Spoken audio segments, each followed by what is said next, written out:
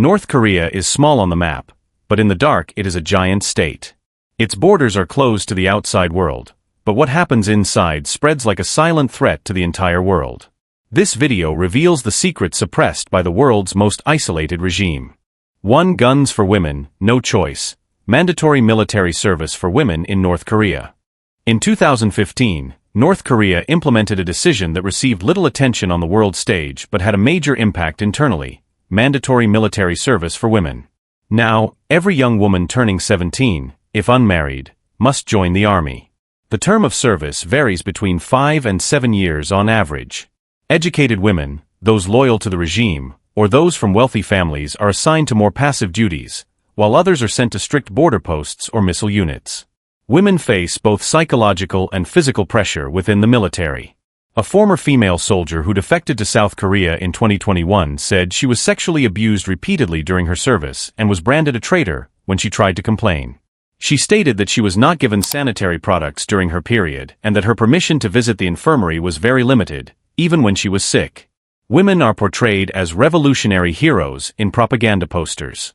But in reality, they are the most vulnerable group within the military system. They are trained not to fight, but to remain silent. Being a woman in North Korea was already difficult. Now, with compulsory military service, they are forced not only to survive, but also to remain silent. 2. The Mask of Hunger, the Great Famine and the Shimhwa-jo Purge. In the mid-1990s, North Korea entered a period of famine officially referred to as the Arduous March.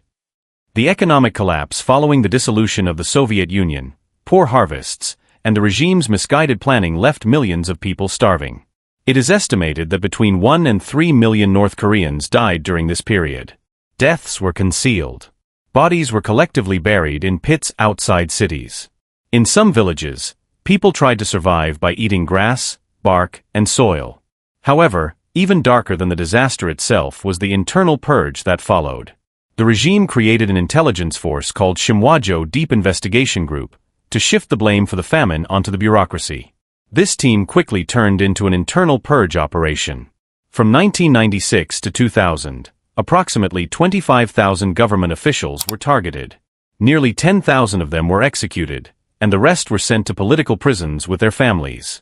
The real purpose of this operation was not to target the regime but to blame non-state criminals. Thus, Kim Jong-il's administration both concealed its own mistakes and further deepened the system's fear mechanism.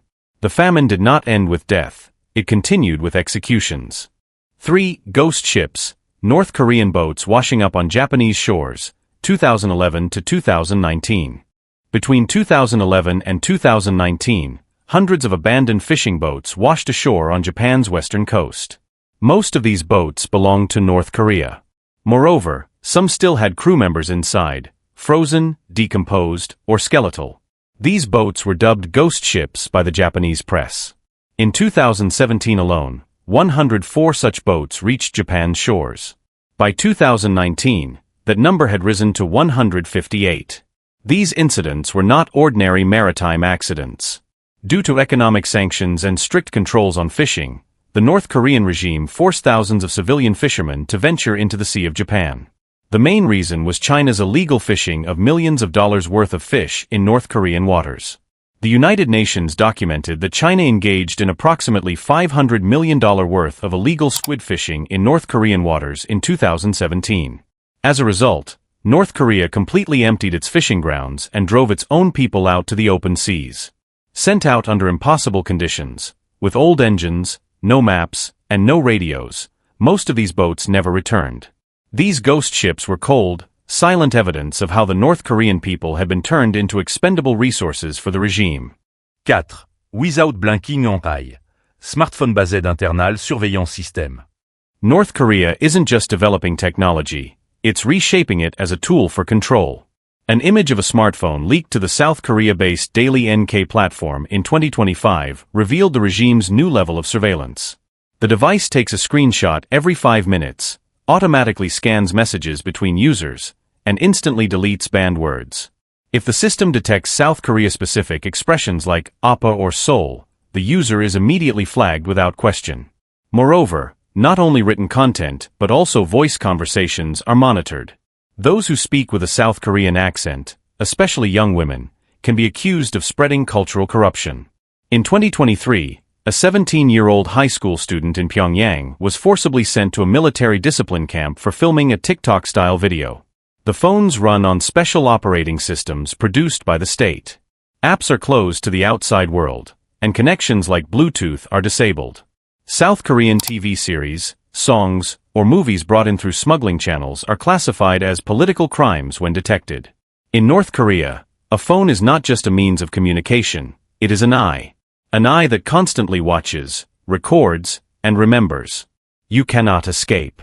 Even if you turn it off, you are being watched. 5. Nuclear Révélation.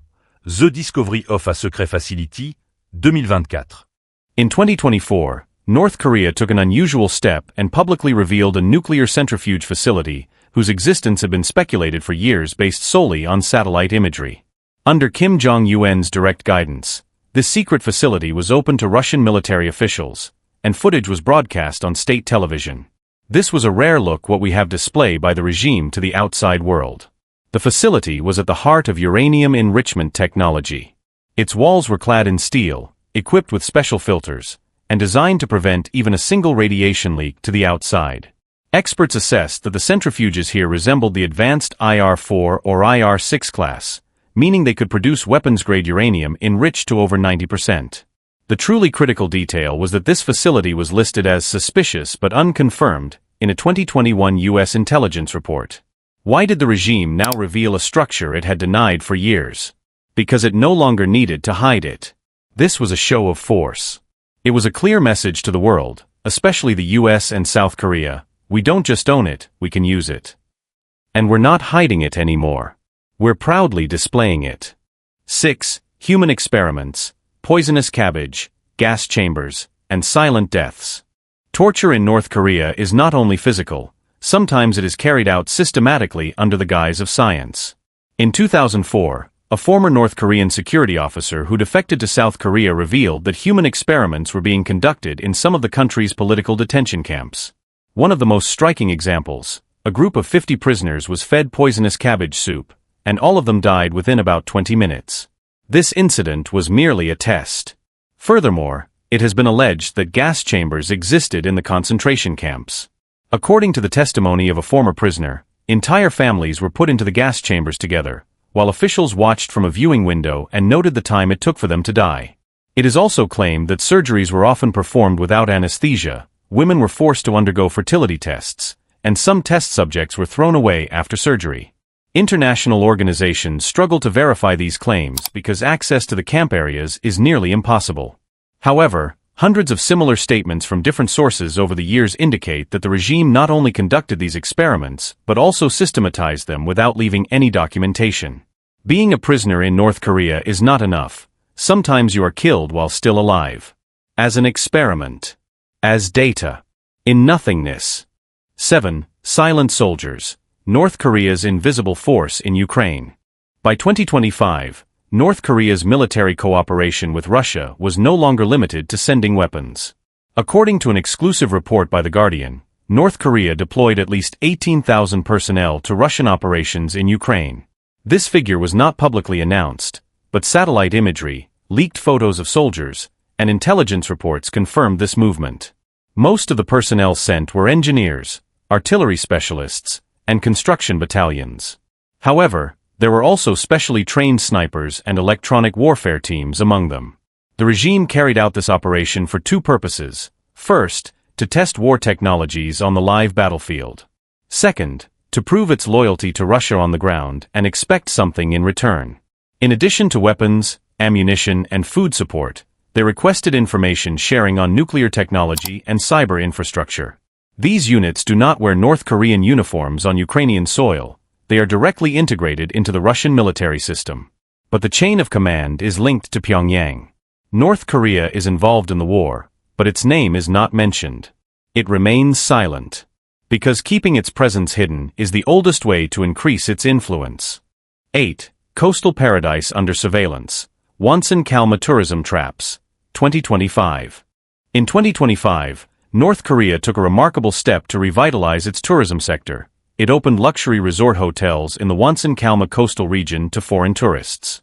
Russian tourists were particularly targeted. On the surface, it was all beach, sun and buffet, but behind the scenes, it was a surveillance hell.